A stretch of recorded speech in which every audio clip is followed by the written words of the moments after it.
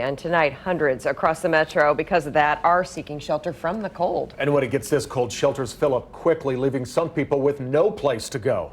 The director at Hope Faith says his heart broke when he came to work on Wednesday morning. A woman was asleep on the sidewalk. Her blanket was thin and covered in snow. I literally had to help pick her up off the ground. She said it took her about 10 minutes just to get her able to move. Luckily, Faith Hope was able to find somewhere warm for the woman to stay while they now work to find permanent housing for her. When those shelters fill up, the city-funded emergency shelters, they come into play. But as KCTV5's Betsy Webster found out, even those overflow spots are out of room. Well, the last time I visited the emergency overnight cold weather shelter here in KCK was on January 1st.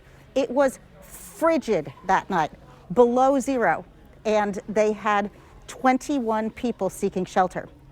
Last night, the demand was triple that.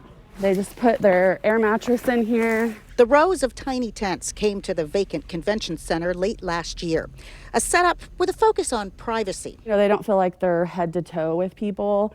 They feel respected and feel that they have some dignity. The staff recently added tents to accommodate up to 40 people. With 62 showing up last night, they had to find alternate housing for 22 of them. We ask them, are you open to going to Garrison? And we send over their names and Uber them over to the Garrison Center. This is what the Garrison Center shelter looks like at a Parks Department community center.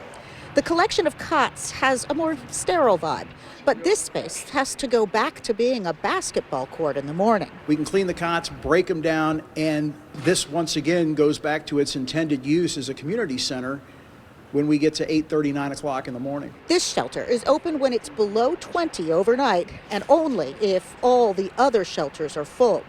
The city's shelter dashboard tracks what's open at those other shelters as of noon each day. Today at that time, only 16 beds available. By night, that became zero.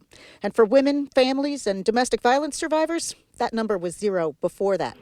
People affiliated with both shelters say demand is often tied not to how low the temperature is, but how many cold days they've endured. And whenever you get that second or third cold spell, people start getting that frostbite.